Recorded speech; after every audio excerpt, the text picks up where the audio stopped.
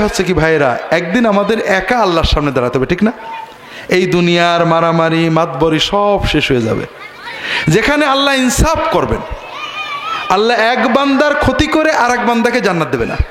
আপনি আল্লাহর কাছে কোটি গুনাহ করেছেন, মাপ পাবেন, কিন্তু আল্লাহর আরেক বান্দার ক্ষতি করেছেন, এটা আল্লাহ ওই বান্দার পারমিশন ছাড়া মাফ করবেন না, তার কাছে মাপ নিতে হবে আপনাকে।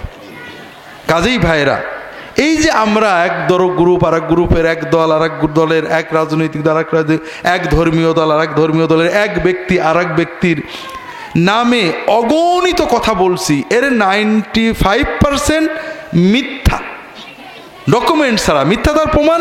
আপনাকে যদি বলা হয় যে কসম করে বলেন যে এইটা যদি মিথ্যা হয় আমার বউ তালাক, বলবেন না আপনি। এইটা যদি মিথ্যা হয় কালকের ভিতরে আমার ছেলে মরে যাক, আপনি বলবেন না, বলতে পারবেন? আর এইভাবে যেটা পারবেন না, আপনি নিশ্চিত আপনি আন্দাজে বলেছেন, আর আন্দাজে কথা বলাটাই হারাম।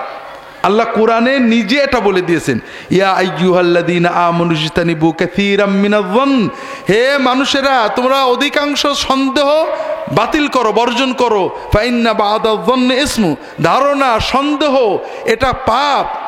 আল্লাহ রাসূল সাল্লাল্লাহু আলাইহি ওয়াসাল্লাম বলে ইয়াকুমুয যন্না ফা ইন্নায-যন্না আকযাবুল হাদিস, সন্দেহ ধারণা মনের আন্দাজে কিছু বলো না, এটা সবচেয়ে মিথ্যা কথা।